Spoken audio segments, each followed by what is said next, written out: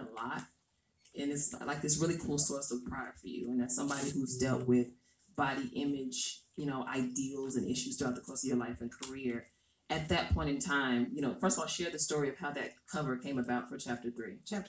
And then just kind of walk me through just how that was kind of the springboard for you, kind of on this journey to finding your balance as far as body image is concerned. The chapter 3 album cover came about because I don't know if, a lot of people don't know that my chapters came from the Bible. Chapter names and concepts and themes came from the Bible. So chapter 1, love, pain, and forgiveness, is when God cast down Satan to earth. He loved him. He caused him pain. He cast him down to earth. He forgave him. Chapter 2 is the voice. In the Garden of Eden, God spoke to them. They could hear his actual voice. So they heard the voice of God. But then when Eve ate the apple, chapter 3 was the flesh. The flesh that's chapter 3 right there, the flesh. So from chapter 2, the voice, I was going through a divorce. And then by the time I got to chapter 3, I was done with the divorce. And so I was ready to turn back up. Hence the flesh. Okay, then. So with chapter 3 and chapter 4, labor pains. If anyone knows the Bible, after the flesh, God cursed her with labor pains. Chapter 5, underrated, is the story of David and Goliath. Chapter 6, couples therapy, is the book of Corinthians. So I always use biblical terms to kind of bring my themes for the chapters into fruition. So with chapter 3, I knew, one type of person I am is, if I'm going to go with a theme, I got to see the thing all the way through. So if it's going to be called the flesh, I wanted everything to be very sexy, and I wanted everything to have brown tones, like the color of my skin. So I started with a trainer, and I, again, on an escapade of losing big amounts of weight at that time as well, so that I could have this album cover that was indicative of what the music and the lyrical content would be. So every album cover, every song, and every album is a theme, that is representative of a story of where I am in my life. So that's how we came to this chapter. Even though I was on Jab Records in the label, while I was losing weight, and I was telling them my idea.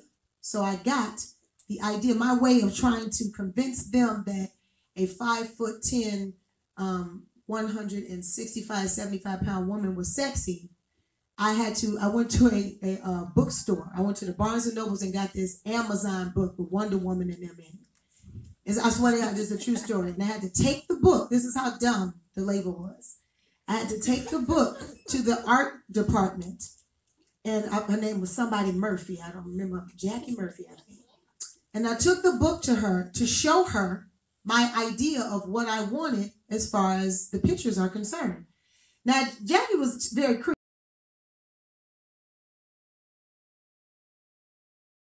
Right? And it's a band show. So the band is sitting and chilling in the back. And the MD was trying to hit the machine. He was trying to hit the tape.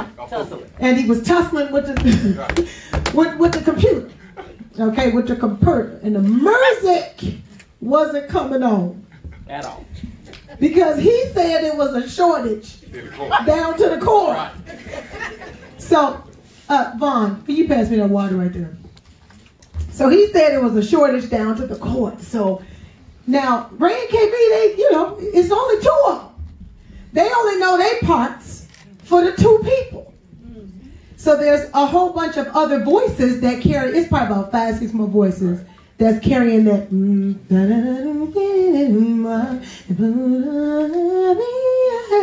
All that little stuff, right? So I was like, what we gonna do? So KB go, well, I think we should just do it. We should just sing it. We can do it. Right. So, of course, because Ray is like, everything KB said, Ray be like, he talks him into outfits with shingles, sequins, everything. The truth. Ray just wants to show up and sing. He doesn't want any of these extra problems. KB wants to wear a sequin suit coat.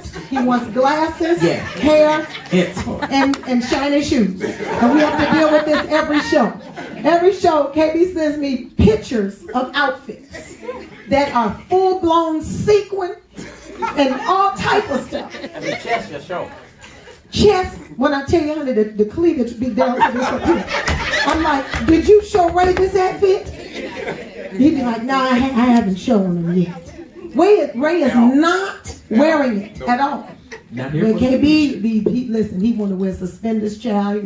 He want to get it popping. But I'm gonna hold you up to it. But anyway, long story short, so we had to do the show.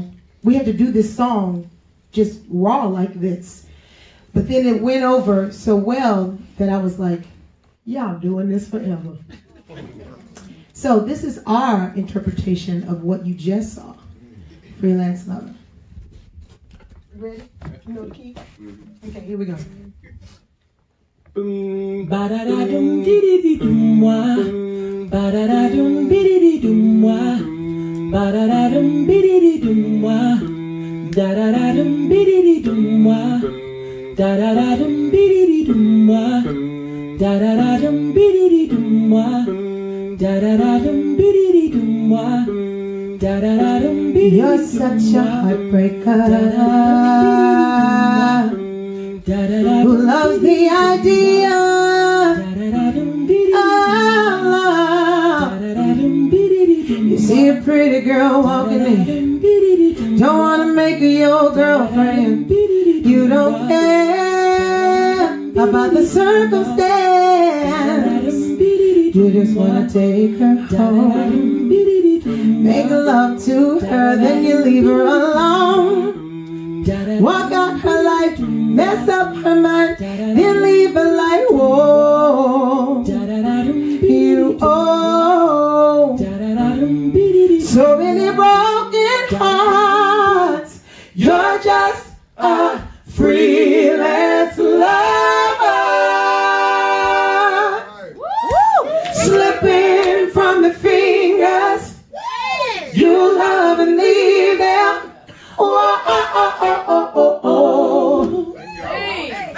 You're just a freelance lover. No one is safe from it.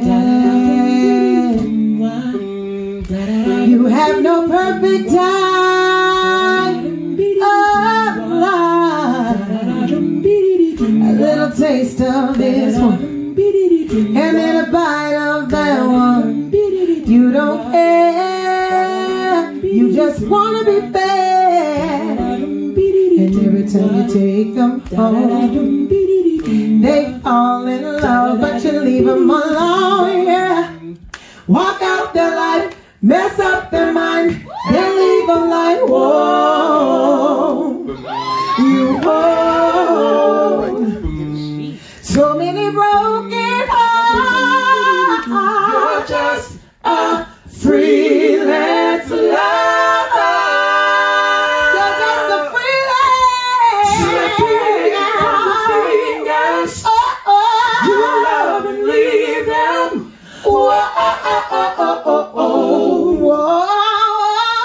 You're just a freelance lover. You're just a freelance lover. You're just a freelance. Slipping from the fingers. You love and leave them. Come on. Slipping. You're freelance, baby. Freelance lover.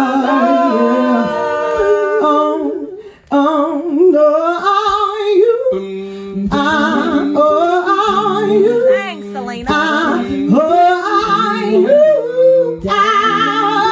You are.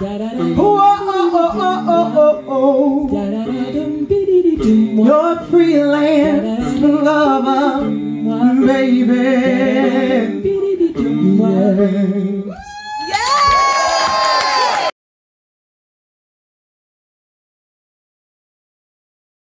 to kind of process what's going on with these allegations, and also just your thoughts on how, you know, consumers and music lovers should go about listening to or not listening to his music.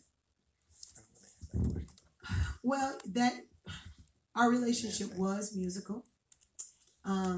Always was. The Robert that I know is not the Robert that we see now. The Robert that you've discovered. That's not who I knew. But that doesn't mean that that's not who he was. There are so many people in our lives that we think they one thing and they somewhere. They got heads in the freezer, child. They serial killers down to the world. You don't know who people really are. And I always like to use this analogy. Like, you ever been in like when you were in high school or college, and every time you went to class, it's this one person in your class that's your friend. You can't wait to get to the class because y'all gonna laugh, y'all gonna crack jokes, you're gonna be able to cheat on your test with them, you're gonna get to turn up in the class. But then when you leave and go home, y'all don't really see each other until y'all go to school again. So imagine if, think of that person that's in your life that's like that. Because I had a whole bunch of people. I had this one girl named Anshel Robinson. She was so smart, and I couldn't wait to get to that in the class because she was so funny. But I didn't hang out with Anshel after school because I was an athlete and I had a whole bunch of other stuff going on. But I loved Anshel as a person. Now imagine if 10 years down the line, you turn on the news and Anshel getting handcuffed. You like, hell no. Anshel was eating people.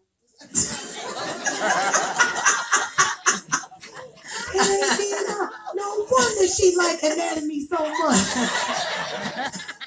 So it's that kind of situation because that's not what I saw of him. Literally, when we would go to the studio, it was jokes, food, and music. That's it. And it was always a bunch of people that were music oriented. I learned a lot from Robert sitting in the studio. A lot of my work ethic and my what do you call it? Me being able to record quickly and efficient was from watching him and from being in the studio tirelessly watching this dude be genius at what he does. On the other hand, as a woman, I feel slighted, disrespected. I feel, like, man, was this going, what I'm saying? Was he looking at me crazy too? Even though I didn't feel that way, that's not how he was treating me. But at the end of the day, I knew Drea, which was his wife. She was regular acting too, but then came on Sister Circle and broke down. Yeah. So is she lying? You see what I'm saying? So people be holding stuff in for fear of being criticized, or especially women. And so you see all these women, you're like, oh my God, I cannot believe all these women held this in for this long. Yeah. And then you think about, and then you wonder why I have an album called Woman, because we don't get a voice. We're afraid to be able to use our voice. And I feel like this is an era where we shouldn't be afraid of that anymore. So that's what I start to think of, like, it's time for us to stop being just seen, but heard as well. You know what I'm saying? It's because of that you have this going on. And you better believe he's not the only one. You better believe he's just one that got caught up.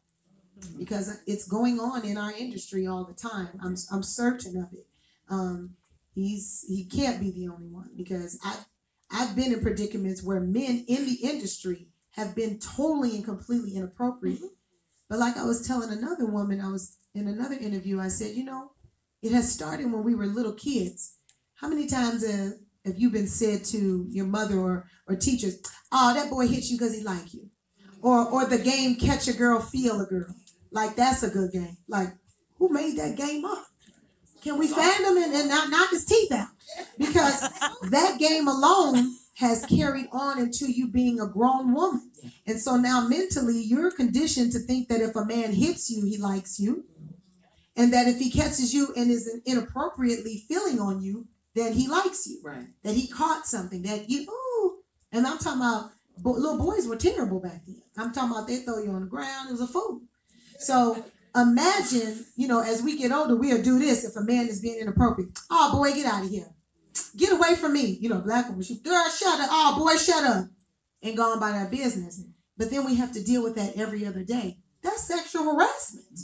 Or staying in relationships with men that beat us because we were told as children that if he hits you, he likes you.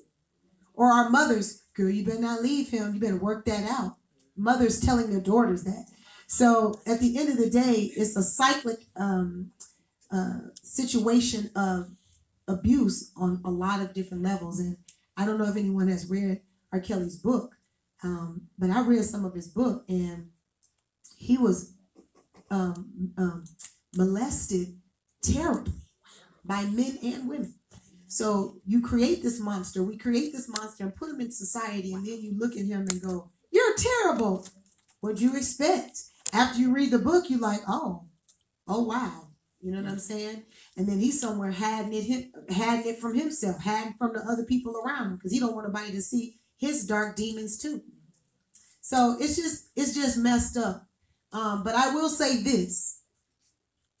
Don't feel responsible for loving his music. Don't do that to yourself, because you didn't know what was going on. And when you were and where you were in your life and that music hit you different. So if you were somewhere and you liked an R. Kelly record, and that record was the reason why you married your wife or your husband, hold on to that concept. Don't take responsibility for somebody that's off the chain in their own personal life. You know what I'm saying? And I think a lot of us feel like just because we liked his music back then that we're responsible too. That's not the truth. That's not the truth. And don't take hold of that responsibility, because it's not yours. That's his mess. And as you can see, he made the bed and he's sleeping in it.